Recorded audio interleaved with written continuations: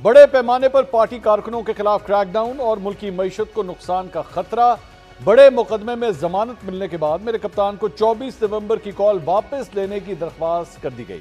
यह दरख्वास्त किसी और ने नहीं बल्कि अपनी ही पार्टी क़यादत की जानिब से की गई। क्या अब मेरे कप्तान एहतजाज की कॉल वापस लेंगे और क्या अब यह कहा जा सकता है कि तहरीक इंसाफ और एस्टैब्लिशमेंट के दरमियान बर्फ पिघल चुकी है? नाज़रीन, इन दोनों सवालों का जवाब यह है कि तहरीक इंसाफ दी गल हो गई है। शहर इक़्तिदार की हवाओं ने रुख बदलना शुरू कर दिया है और बातचीत के दरवाजे खुल गए हैं।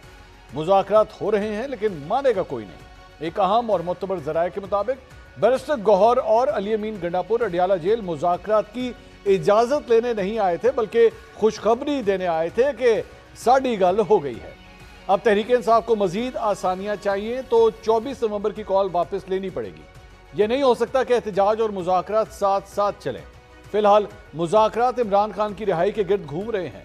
तोशाखाना 2 जैसे अहम केस में जमानत को भी इस सिलसिले में अहम सिग्नल समझा जा रहा है।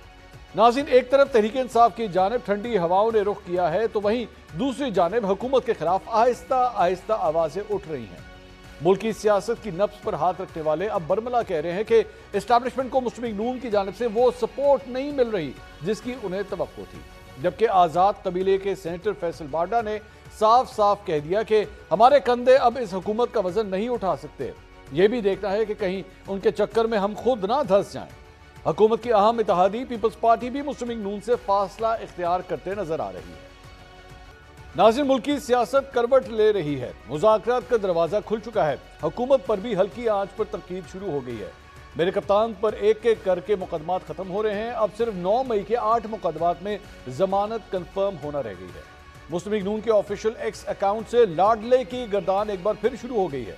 मौजूदा सूरत-ए-हाल को देखते हुए क्या ये अब कहा जा सकता है कि मेरे कप्तान की रिहाई सिर्फ चंद हफ्ते की दूरी पर है? और अगर मेरे कप्तान रिहा हो गए तो मौजूदा हुकूमत का मुस्तकबिल क्या होगा?